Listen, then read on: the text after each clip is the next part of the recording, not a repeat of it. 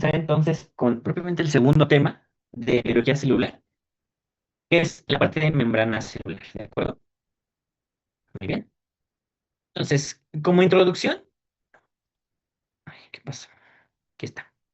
Como introducción, como les mencionaba hace ratito, la membrana celular no es un organelo propiamente, ¿vale? Es más bien un complejo supramacromolecular, ¿vale? Que va a estar organizado propiamente en dos capitas, es decir, en forma de bicapa, una capa por acá y otra capita por acá abajo, ¿verdad?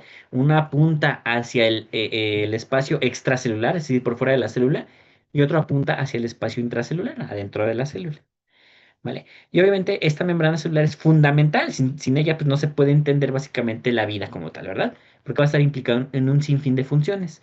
¿Vale? Muchas veces a esta membrana celular la van a poder encontrar con el nombre de membrana celular, membrana plasmática, membrana citoplasmática o ya de plano plasmalema, ¿vale? Y sepan que esencialmente se refiere exactamente a lo mismo, ¿va? Nuevamente también conviene hacer una breve revisión histórica sobre cómo se ha logrado entender el concepto de membrana celular, ¿vale? Vean que básicamente aquí en 1885 Overton determinó que la membrana celular era solo una capa de lípidos, así simples y llanos lípidos que delimitaban a las células, ¿vale? Después, Langmuir en 1917 ya determinó que propiamente la membrana celular consistía en una sola capa de lípidos naturales anfipática, es decir, que tenían una porción con carga positiva y otra porción con carga negativa, ¿vale? Después, en 1925, Gorter y Grendel establecen que la membrana celular ya no consistía solo en una capa de lípidos anfipáticos, ¿no? Sino más bien dos capas de lípidos anfipáticos. Ya cerca de 1935, Davidson y Danieli establecen que no solo existían lípidos, ¿vale? En forma de bicapa, sino que también que existía una doble capa, digamos, de proteínas que rodeaba a cada uno de los lados de la membrana, ¿vale? De esta manera se formaba una especie de tricapa, si lo queremos ver de esa manera, como una especie de sándwich, ¿vale? Ya llegado 1960, Robertson establece el concepto de unidad de membrana, que es esta estructura que estamos viendo acá, que tiene una línea negra, una línea blanca y otra línea negra. Y ahorita vamos a ver qué es eso de unidad de membrana. Vale, si no lo vemos en la próxima clase. Después, en 1972, llegan propiamente los autores del famoso modelo del mosaico fluido, Singer y Nicholson, que establecen que precisamente la configuración y comportamiento de la membrana es similar a un mosaico que está en constante movimiento. Vamos a ver un poquito más de eso. Pero no todo termina ahí, ¿vale? Si bien el temario nos pide que abordemos el concepto de mosaico fluido para entender a la membrana celular, la verdad es que actualmente, ¿verdad? En las últimas décadas ha avanzado enormemente el entendimiento de cómo funciona la membrana. Porque, por ejemplo, en 1977, Simmons y Ikonen establecen el concepto de balsas lipídicas, que son pequeñas regiones de la membrana celular especializadas, ¿vale? Al final vamos a ver de qué trata un poquito eso de las balsas lipídicas, ¿vale? Después, en el año de 2010, vean que es muy reciente, ¿verdad? Hongda Wang y otros autores establecen el modelo de semimosaico y el modelo de capa proteína lípido, isla de proteína. ¿Qué quiere decir esto? Establecen que en ciertas células, ¿vale? Por ejemplo, los eritrocitos, tienes a tu membrana celular, ¿verdad? Justamente como está presentándose acá, y en la porción extracelular vas a tener una capa uniforme y lisa de proteínas y todo lo contrario en la porción intracelular, donde vas a tener pequeños cúmulos o pequeños dominios de proteínas, ¿vale? Y finalmente, ya muy reciente, en el año de 2014, Garnier Colson establece, digamos, un modelo de mosaico fluido modificado, ¿vale? Incorporando todo lo que se había estado aprendiendo, ¿verdad? Y todas las aportaciones de esos diferentes autores a lo largo de los años. Porque, por ejemplo, el modelo mosaico fluido modificado establece que para empezar, no toda la membrana es fluida. Hay regiones que están, digamos, más quietas, hay otras regiones que sí están en mucho movimiento, que esto cambia de acuerdo a las necesidades de la célula. Establece que, por ejemplo, que hay proteínas que sí se mueven, ¿verdad? Pero otras proteínas que están fijas, que los lípidos se distribuyen de manera asimétrica en las dos capas de lípidos de la membrana celular y muchas otras cosas, ¿verdad? Por ejemplo, incorpora los conceptos de balsas lipídicas, etcétera, etcétera, ¿no? Entonces, el conocimiento a final de cuentas del entendimiento de la membrana celular ha cambiado y sigue en constante evolución, ¿vale? Sin embargo, nosotros nos quedamos para fines prácticos con el modelo de mosaico fluido. Y esto es por la razón por la que se llama modelo mosaico fluido. Vean, esto es un bonito mosaico, ¿verdad? Compuesto por un sinfín de pequeños pues, aditamentos que se van colocando para formar esa estructura. Y es muy similar a la membrana celular, ¿vale? Vean que los mosaicos vendrían siendo prácticamente pues las proteínas que están incrustadas, ¿verdad? En esta estructura, ¿verdad? Por eso se le llama mosaico, porque da la apariencia de un mosaico. Y se le llama fluido porque vean que cada uno de esos componentes de ese mosaico precisamente se van a estar moviendo. Vean, como hay una proteína para allá, vean que los fosfolípidos, estos lípidos que tenemos acá, también se están moviendo constantemente, ¿verdad? Pueden fluir a lo largo de una capita. Ay, perdón, espérame tantito. Bueno, en fin, pueden fluir a lo largo de una capa, ¿verdad? Pueden fluir a lo largo de la otra, etcétera, etcétera, ¿no? Es decir, todo está en constante movimiento. Entonces, de ahí viene justamente el nombre de mosaico fluido. Ahora bien, en cuanto a sus funciones, eh, hay varias que estudiarles aquí. Y la primera función justamente hace referencia a la compartimentalización de la célula misma y del espacio intracelular, ¿vale?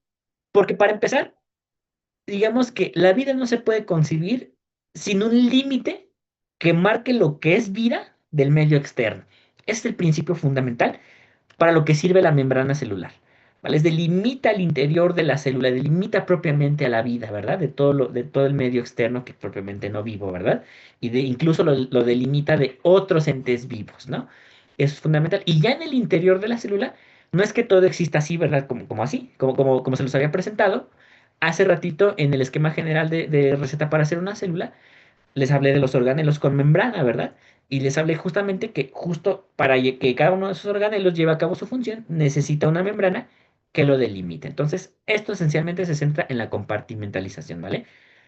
La otra función es el mantenimiento de la integridad celular, ¿vale? Esto se relaciona porque en el medio externo van a existir un montón de agresores, ¿verdad? De diferente naturaleza que muchas veces van a tender o van a promover que la célula literalmente se expansurre, se explote y que deje de existir, ¿vale? Además de diferentes condiciones que pueden existir en el medio en el que se encuentran nuestras células. Entonces, para que esa célula, digamos, mantenga su integridad y no le pase lo que le están pasando a estas células, que ven que están apachurrándose, muriendo literalmente, explotando, pues ahí es donde entra propiamente la membrana, ¿verdad? Muy bien. La otra es el establecimiento de una permeabilidad selectiva. ¿Qué quiere decir eso de permeabilidad selectiva? Ya dijimos hace ratito que la célula era propiamente un sistema abierto, ¿verdad? Con intercambio bidireccional de materia y energía. Pues bueno, y sobre todo particularmente enfocado en la parte de la materia, no es que todo pueda entrar como, así que como Juan por su casa, ¿verdad? Del medio externo al interior de la célula, ¿verdad? Y no es como que todo lo que está dentro de la célula puede salir así cuando quiera. Todo eso está sumamente regulado, como lo pueden ver aquí precisamente en este diagrama. Vean cómo están entrando ciertos elementos, ¿verdad? Y están saliendo otros tantos, ¿verdad? Y de una manera muy, muy, muy regulada con diferentes pasos que se pueden observar ahí. Y eso es indispensable para, pues, para que la célula lleve a cabo sus funciones, ¿verdad? Entonces, para eso también tenemos aquí la membrana. La otra es propiamente, y muy, muy relacionada con la anterior, es el movimiento de sustancias de un lado a otro de la membrana, ¿vale? Porque aquí, a través de la membrana, vea cómo se crean una especie de vías donde muchas moléculas van a estar entrando, pero muchas otras también van a estar saliendo, ¿verdad? Y aquí es donde entra ineludiblemente precisamente la membrana celular. La transducción de señales, vean cómo aquí llegó una señal y a partir de esto que captó esa señal, se llevan a cabo un montón de procesos aquí en el interior de la célula, ¿vale? Y entiendan de una vez que estas estructuras que tenemos acá, que van a captar señales del medio externo, las conocemos como receptores. Literalmente son antenitas, son receptores, ¿verdad? Van a recibir señales del medio externo. Acá tantito, ¿se ve otra vez? Bueno, en fin, eso es lo que sucedió acá, ¿verdad? Y entonces aquí también entra la membrana, ¿verdad? La otra función que podemos mencionar también de la membrana celular es la interacción con otras células o que incluso con componentes del espacio extracelular para llevar a cabo un montón de procesos, como por ejemplo la señalización, la adhesión, es decir, que se ancle a algún lugar, el intercambio de sustancias, etcétera, etcétera, ¿no? Y aquí un buen ejemplo son estas neuronas que están viendo. Vean cómo esta neurona literalmente, o por ejemplo, esas que están acá, que por ejemplo, estas están, evidentemente, esas que están por acá, se están comunicando, ¿verdad? Vía membrana celular con otras neuronas para llevar a cabo señalización y transmisión de señales, ¿verdad?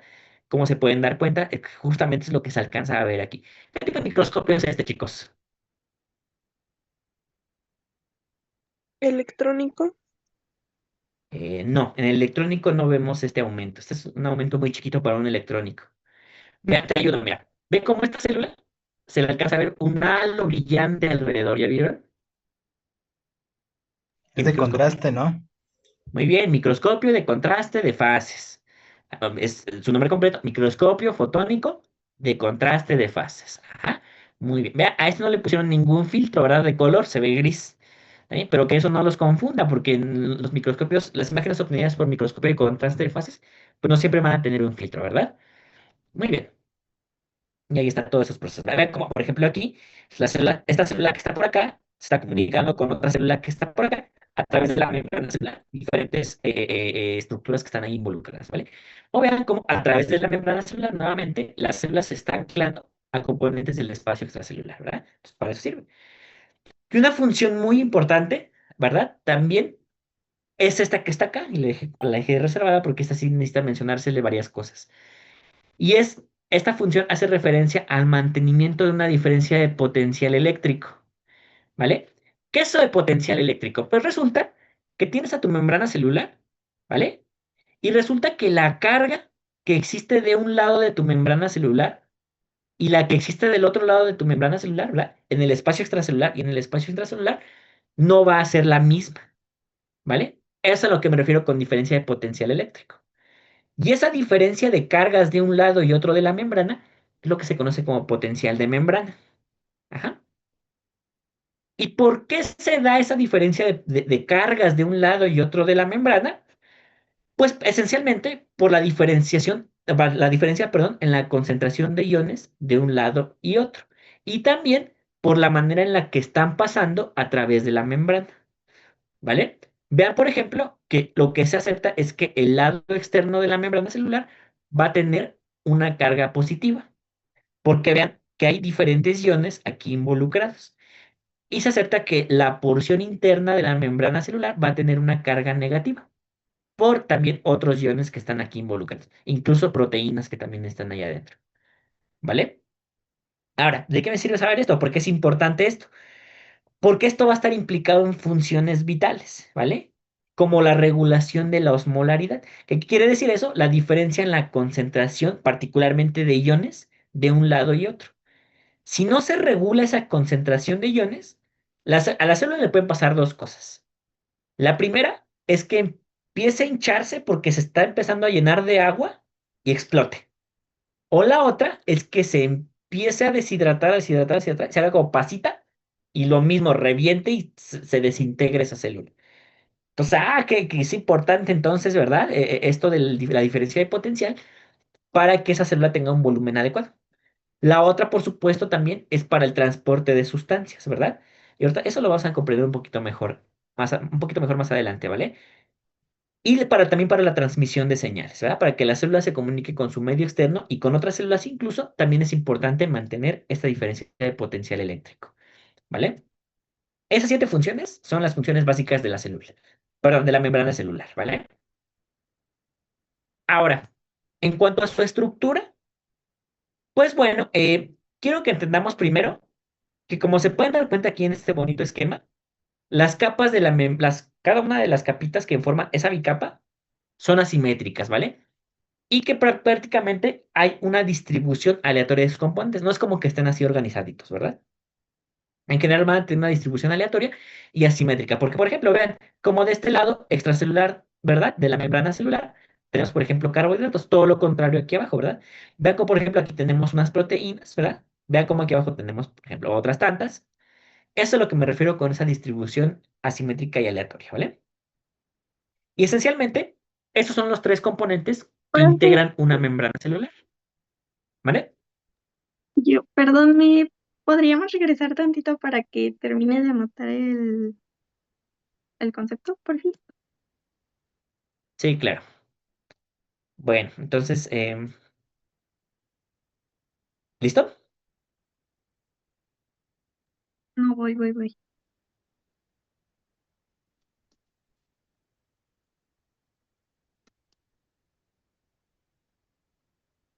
Listo. Gracias. Ok, muy bien. Ahora sí, entonces, ¿cuáles son los tres componentes básicos de la membrana celular? Estas tres biomoléculas, lípidos, carbohidratos y proteínas, ¿vale? En cuanto a los lípidos, aquí incluimos tres grupos de lípidos, ¿vale? Fosfolípidos, que a su vez incluye a los glicerofosfolípidos, ¿verdad? Y a los esfingofosfolípidos. Esencialmente estos dos varían por el sustituyente que aquí está involucrado, que puede ser el glicerol o la esfingosina. Los glucolípidos, que ahí solo tenemos un grupo representativo, por lo menos para fines de la membrana celular, que son los esfingoglucolípidos, y el colesterol, que ese ya está ahí aparte, ¿no? En cuanto a los carbohidratos, aquí hablamos prácticamente solo de glucolípidos y glucoproteínas, que son básicamente carbohidratos unidos a lípidos o carbohidratos unidos a proteínas, ¿vale? Y en cuanto a las proteínas, propiamente, hablamos de proteínas integrales y periféricas, ¿vale? Las integrales van a ser proteínas que atraviesan toda la membrana celular, ¿vale? De lado a lado. Y las proteínas periféricas van a ser aquellas que solo están asociados a una partecita de la membrana celular, ya sea la monocapa externa o la monocapa interna, ¿vale? Y vamos a comenzar hablando de los lípidos, particularmente de los fosfolípidos, ¿vale? Eh, en términos químicos, estrictamente hablando, los fosfolípidos son lípidos afonipicables complejos y de naturaleza anfipática, ¿vale? Lo único que quiero que entiendan aquí es que la parte de anfipático hace referencia a que tienen una porción polar y una porción, digamos, no polar o apolar, ¿vale? Y precisamente la porción polar, ¿verdad? Está representado por la cabeza del fosfolípido, porque literalmente los fosfolípidos tienen una cabecita y dos colitas, ¿vale? Es lo que se acepta. Ahora, ¿qué estructuras hay en la cabeza de los fosfolípidos? Pues particularmente el glicerol, que lo estamos viendo aquí representadito, ¿vale?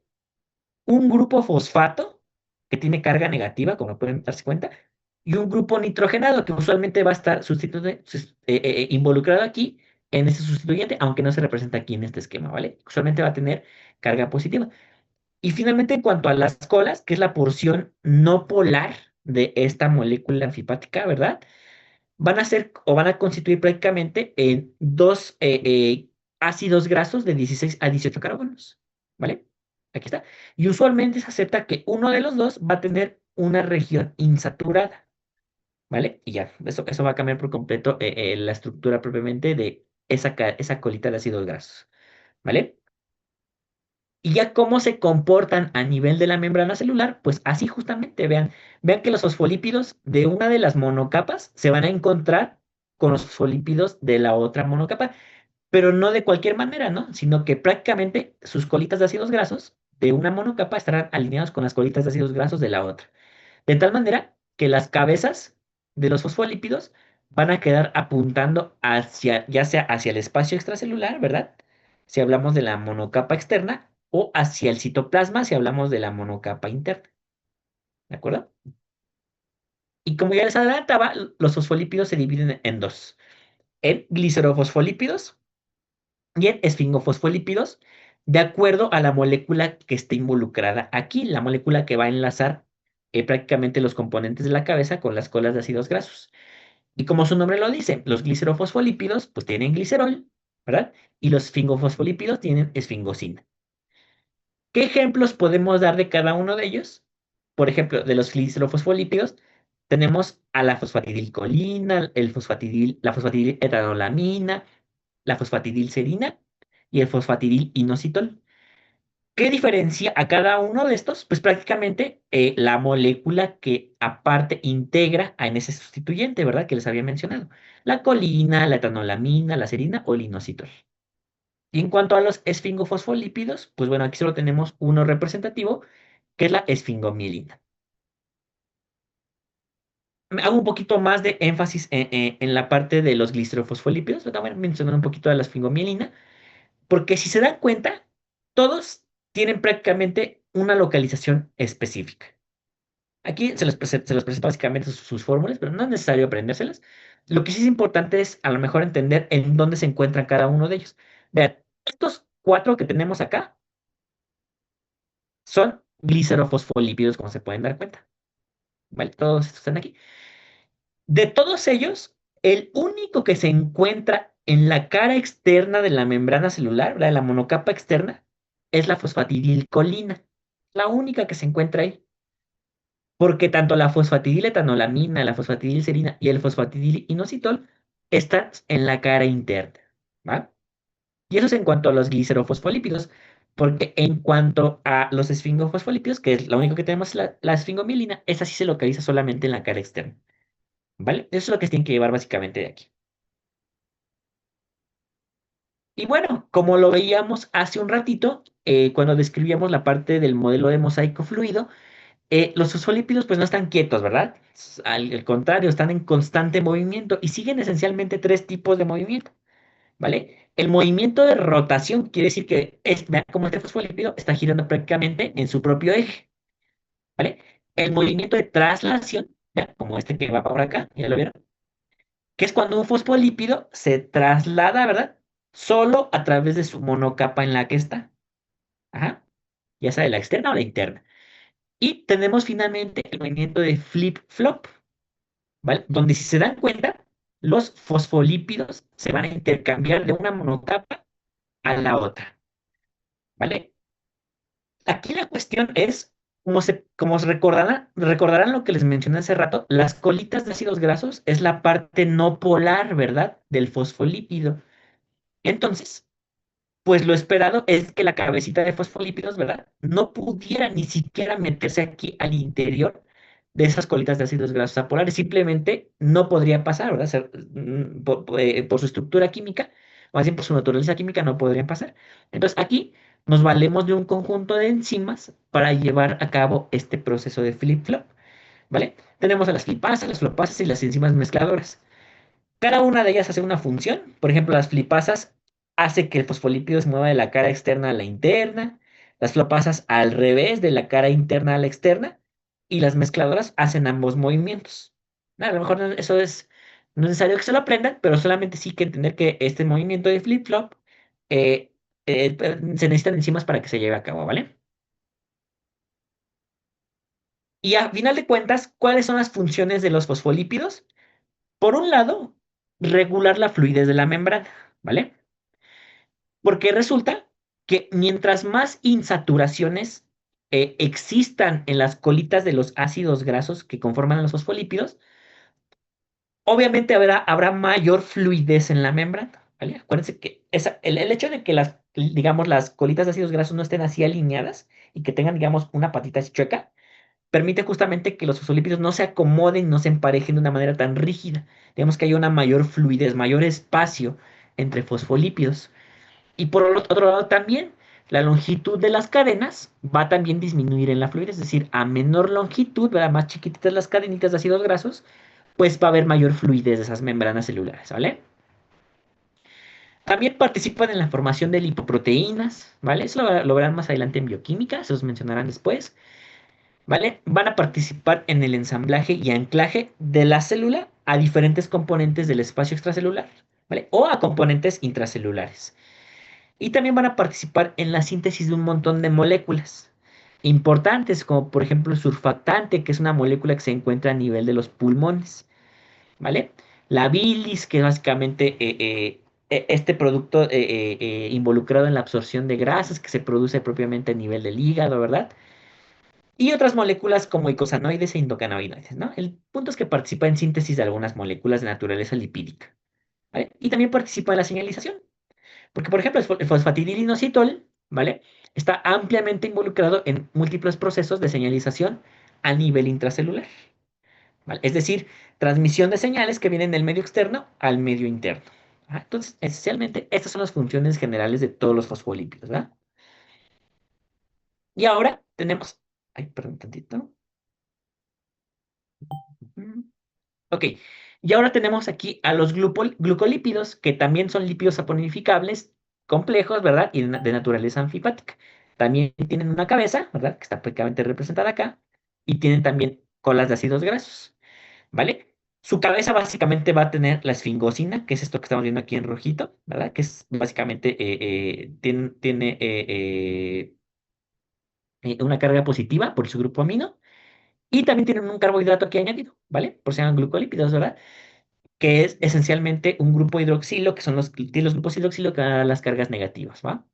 Y en cuanto a las colas, que pueden ser una o pueden ser varias, estas van a tener ácidos grasos de 18 a 24 carbonos aproximadamente, ¿no? Y es justamente la parte, digamos, apolar justamente de esta molécula. Tenemos tres esfingoglucolípidos, ¿vale? Los cerebrósidos, los globósidos y los gangliósidos. O sea, todo lo que termine ósidos son esfingoglucolípidos, ¿vale? ¿Y por qué son importantes los glucolípidos? Básicamente porque van a estar involucrados en procesos de señalización celular, particularmente involucrados en las neuronas, ¿vale? De ahí que justamente estos glucolípidos, particularmente estos esfingoglucolípidos, estén ampliamente abundantes en las vainas de mielina a nivel del sistema nervioso. ¿Recuerdas que decíamos que estas vainas de mielina eran esta cubierta de lípidos que recubría a las fibras nerviosas, a los axones, en el sistema nervioso, ¿no? Lo veíamos cuando hablamos de las tinciones del sistema nervioso, que se pintaban de azulito con esas tinciones que habíamos mencionado. Ah, pues bueno, exactamente esa, ¿vale? Están compuestas de este tipo de lípidos, ¿vale? De hecho, en esta electromicrografía obtenida con un microscopio electrónico de barrido, ajá, coloreada digitalmente, por supuesto, esto amarillito justamente son esas vainas de mielina, precisamente aquí con abundancia de esos esfingoglucolípidos, ¿va? Y finalmente, en cuanto al colesterol, ¿sí? ¿Listo? Este es un lípido insaponificable, de acuerdo a su clasificación química, de naturaleza esteroide. Ya te vamos a ver por qué se define como esteroide. Y también es de naturaleza anfipática, ¿vale? Esta es la molécula de colesterol, así en general para que la conozcan. Vean que esencialmente el núcleo de esta molécula es, son estos cuatro anillitos que vemos acá. Esos cuatro anillitos se denominan en conjunto ciclopentano perhidrofenantreno o esterano. Así, ese nombre enorme, gigante, así se conocen esos cuatro carbociclos, ¿vale? Ciclopentano perhidrofenantreno. Y bueno, esa molécula, ese ciclopentano perhidrofenantreno, es la base para todas las moléculas de naturaleza esteroide. Todos los lípidos esteroides tienen como base esta molécula. ¿Vale? Obviamente van a cambiar los sustituyentes, ¿verdad? Que haya en cada uno de los carbonos. Eso es lo que varía entre los diferentes tipos de esteroides que hay. Por lo pronto, para los son estos. Y como menciono aquí, también este colesterol es una molécula de naturaleza anfipática, porque tiene una porción polar, que lo consideraríamos la cabeza polar, que es básicamente este grupo que tenemos acá, ¿verdad? Y tenemos los carbociclos apolares, que es esencialmente esta región que tenemos acá. Que serían prácticamente los carbociclos del ciclopentano perhidrofenantreno y los diferentes sustituyentes que existen acá, ¿verdad? Muy bien. Funciones del colesterol, esencialmente dos. Y va a depender básicamente de acuerdo a las condiciones del medio externo o la cantidad de colesterol que haya. Porque vean, si estamos, por ejemplo, en contextos de temperaturas frías, si esa célula está expuesta a temperaturas frías, o la otra, que haya una baja concentración de colesterol, lo que va a pasar es que va a aumentar la fluidez de la membrana. Se va a hacer más fría, perdón, más movible. ¿Vale? ¿Con qué intención? Pues con la intención de que no se cristalice esa membrana celular, ¿verdad? Por eso será más fluidez. Y la otra es todo lo contrario. Si hay una gran cantidad, digamos, hay un calor considerable, ¿verdad? La célula está expuesta a calor. O la otra es que haya una alta concentración de colesterol. Entonces aquí todo lo contrario, porque aquí va a disminuir la fluidez de la membrana. Entonces vean que esencialmente el colesterol regula la fluidez de la membrana. ¿En qué condiciones? Pues bueno, ya va a depender si hay frío, si hay calor, o si hay una baja concentración o una alta concentración, ¿de acuerdo? Hasta aquí, chicos, ¿vamos bien? Nos faltan un par de minutitos para terminar. Sí, vamos bien. Sí, todo bien. Sí, Ok, doctor. vale. Yo creo que vamos a mencionar la parte de carbohidratos y creo que con eso nos vamos a quedar el día de hoy.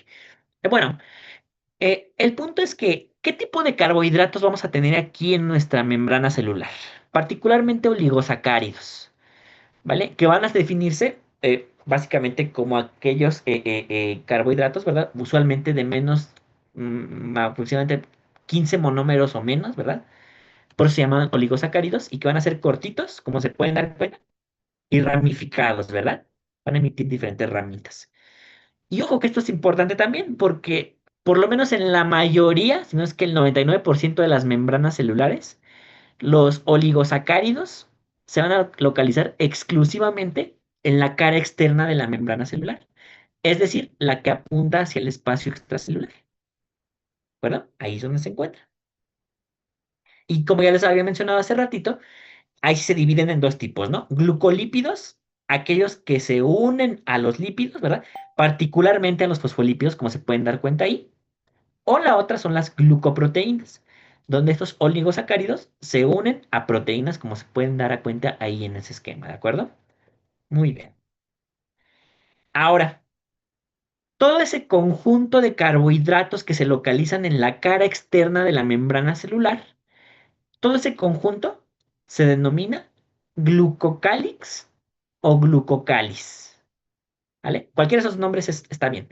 Glucocálix o glucocáliz. Todos esos carbohidratos en conjunto se llaman glucocálix o glucocáliz, ¿vale? Así se llama. Y así se ve, ¿vale? Microscopía, chicos. Electrónica de transmisión. Electrónico de Electrónica. transmisión. Muy bien, muy bien. A todos, así es. Microscopía electrónica de transmisión.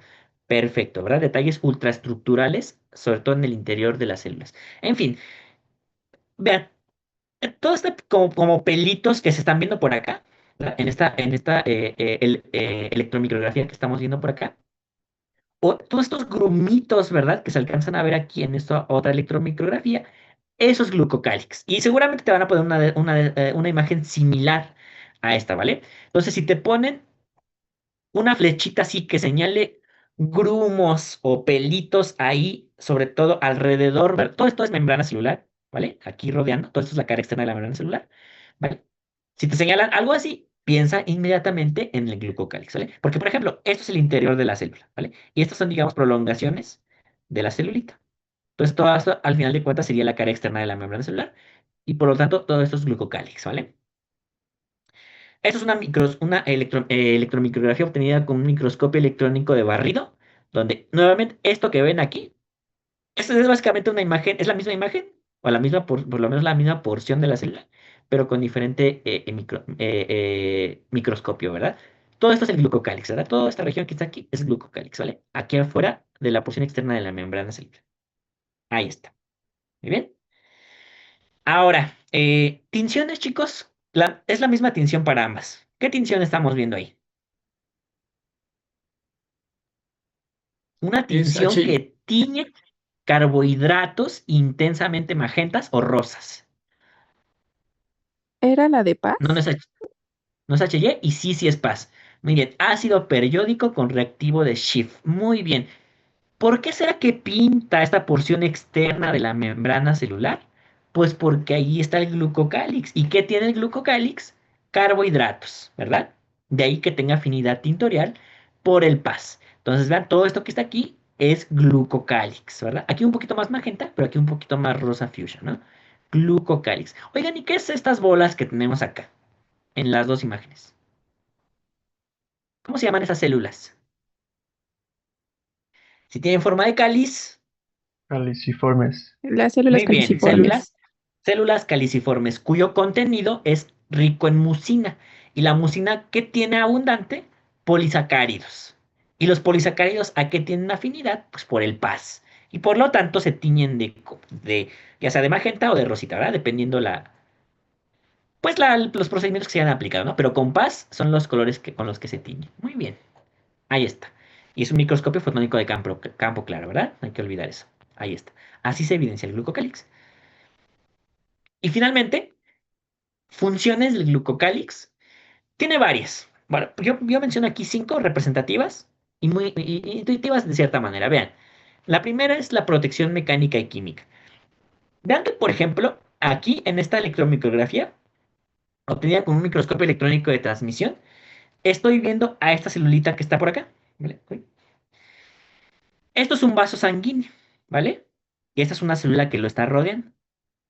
Quiero que vean que estos pelitos que forman parte ahí de esa célula, ¿verdad? Que literalmente está como abrazando ahí a ese vaso sanguíneo, son parte del glucocálix. ¿Y por qué es importante ese glucocálix ahí? Porque, bueno, resulta que la sangre va con cierta fuerza, ¿verdad? Se está bombeando con cierta fuerza. Es líquido con células ahí y muchas otras cosas, ¿no? Entonces, ese líquido, a final de cuentas, por esa fuerza con la que está siendo bombeada, tiende a desgastar, digamos, la superficie de las células, sus membranitas. Entonces, para que no se las termine ahí, digamos, pues destruyendo completamente, pues las células, ¿verdad? Depositan glucocálix en su membrana celular que rodea el vaso sanguíneo. Ajá, y ese glucocálix, digamos que va a funcionar como una especie de protección frente a ese agresor físico en este caso, ¿verdad? Frente a ese agresor mecánico que está implicado ahí. La otra es la función de la absorción, ¿vale? Y eso es importante, por ejemplo, a nivel intestinal. Vean, esta es una imagen de intestino teñido con paz, ¿vale? Ahí se está evidenciando bien bonito el glucocálix, ¿ya lo vieron? Porque resulta que ahí en el glucocálix va a haber un montón de enzimas importantes y otros componentes importantes justamente para la absorción, por ejemplo, de nutrientes a nivel precisamente del intestino, ¿vale? Entonces ahí radica otra de las importancias del glucocálix. La otra es el reconocimiento, porque resulta que, por ejemplo, los eritrocitos en su membrana celular van a tener, por supuesto que sí, glucocálix, particularmente en relación al famosísimo sistema ABO, ¿vale? Porque el sistema ABO o AB0 de la sangre, ese que ya sabes, ¿no? Es si A tal, que si eres B, que si eres AB, que si eres O, se determina precisamente por estos carbohidratos que se encuentran aquí en la superficie, particularmente de los eritrocitos. Y esto va a ser importante, por supuesto, en el reconocimiento y particularmente en procesos como la donación de sangre, ¿no? La otra es la adhesión y la inflamación, porque resulta que, por ejemplo, esto es un vaso sanguíneo. Estas son células que van a estar ahí rodeando la pared del vaso sanguíneo, que como buena célula, ¿verdad? Tiene su glucocálix acá, ¿verdad? Que le va a funcionar para protegerse de la sangre, ¿verdad? Y que no las destruya. Pero la otra es que aquí también va a haber un montón de receptores, ¿vale? Esas antenitas que te digo que captan señales, bueno, ahí va a haber, entre otras moléculas. Entonces, por ejemplo, si digamos que aquí hay un montón de bacterias que necesitan ser reconocidas por esta célula que te va a defender, pues bueno, esta célula tiene que llegar, interactuar con el glucocálix de esas células que están ahí en el vasito sanguíneo, y una vez que las reconozca, ya poder ingresar, digamos que le dan como su pase de entrada hacia esta parte del tejido y poder llegar hasta el sitio donde hay bacterias o cualquier cosa mala y destruirlas y defender tu cuerpo, ¿no? A eso es a lo que me refiero con adhesión. Literalmente las células se pegan y pues bueno, posteriormente va a estar implicado este proceso de inflamación que la vamos a ver más adelante, ¿no? Ahorita no vale la pena mucho hacer hincapié aquí. Y lo otro es la hemostasia, ¿vale? Es decir, cuando tú te cortas, usualmente pues te sale sangre, ¿verdad? Y al cabo del tiempo pues, esa sangre cesa y eso ocurre porque se forma un coagulito ahí. Eso es lo que me refiero con hemostasia. ¿Y quién crees que va a estar implicado aquí en la hemostasia? Pues precisamente el glucocálix, ¿verdad? Particularmente el glucocálix, sí, justo de esas células que rodean a tu vaso sanguíneo, ¿verdad? Pero también el glucocálix de algunas células conocidas como plaquetas, ¿vale? Que también tienen aquí su glucocálix, ¿verdad? Sus carbohidratos ahí, que al interaccionar unos con otros, pues van a permitir eventualmente llevar a cabo el coagulito que va a permitir que dejes de sangrar, ¿de acuerdo? Y ya. Hasta aquí nos vamos a quedar el día de hoy. Eso fue la parte por lo menos la parte introductoria. ¿Qué nos falta ver de membrana celular? Nos falta ver, por supuesto, la parte relacionada a las proteínas, que eso es rapidito. Y lo que sí nos va a tomar a lo mejor un poco más de tiempo va a ser todo lo relacionado al transporte de sustancias, ¿vale? Entonces, para ello, les voy a pedir encarecidamente, y les voy a estar preguntando para ver si estudiaron, que lean todo lo relacionado a transporte pasivo o difusión. Y esto incluye difusión simple, difusión facilitada, ósmosis. También estudien lo relacionado a transporte activo, qué es el transporte activo primario, qué es el transporte activo secundario. Y estudien lo que es el transporte vesicular, que incluye a la endocitosis y a la exocitosis. Estos temas ya pueden, digamos, estudiarlos, digamos, como un poquito más detalladamente con más confianza vamos en cualquiera de los libros, porque usualmente a partir de biología celular, ya los temas ya vienen como un poquito mejor en general en cualquiera de los libros, ¿vale? Entonces está la información. Eh, no sé si tengan alguna pregunta o duda. No, ¿Todo bien? doc. No, todo Todo bien. bien, doctor. Gracias. Bueno, está bien, perfecto. Entonces, pues nos vemos el día de mañana. No sé. ¿Qué pasó, Jimena? Doctor, una pregunta, es acerca Sí, del examen de mañana. sí. ¿Vendría entonces lo de introducción, que fue lo primero que nos dio, de Ujú. los pasos, después técnicas histológicas, ¿van a ser todos los ejemplos que nos dio o nos Va a venir todo el aprendemos? tema. Ok, Todo técnica histológica y toda microscopía. ok. ¿Y va a ser el Ajá. examen a preguntas abiertas, múltiples o... No les puedo decir el formato. Tienen que Ok. estudiar. Ya mañana se van a enterar, ¿vale? Pero, les garantizo que con una buena estudiada, independientemente del formato, con eso la arman, ¿vale? Y sí, precisamente va a venir desde de hecho, desde introducción a la biología celular, histología médica, que fueron ese par de diapositivas que les presenté al inicio del curso. Óptica, ¿vale? La parte de justo de óptica, ¿verdad? Todos los fenómenos luminosos, que es la luz, todo eso. Microscopía, desde lo que es el microscopio hasta el microscopio electrónico, que fue todo lo que se abarcó. Y técnica histológica, considerando técnica histológica ordinaria, todos los pasos. Y técnica histológica especial con sus diferentes variedades, ¿vale? Eso es lo que va a venir el día de mañana. ¿Qué pasó, Krishna? Oiga, profe, ¿y nos puede decir aproximadamente cuántas preguntas va a tener? ¿O también va a ser surprise? Mm, como 30 preguntas por examen, o sea, 60 en total. Vale, gracias. Ujú. Sí, sí, no hay de qué. Lo que sí les puedo decir es que va a ser un examen impreso, por lo menos con una parte, es que es la parte teórica, y la parte práctica, esa sí es con diapositivas proyectadas, ¿vale? Pero sí, el formato ya se enterarán mañana, no se preocupen, ustedes estudien, ¿vale? Y ya nos estamos viendo mañana. Entonces, pues también mañana vamos a hacer nuestra primera práctica y pues ya los dejo libres para que se vayan a su próxima clase. Muchas gracias por su atención, chicos. Cuídense mucho y nos vemos mañana.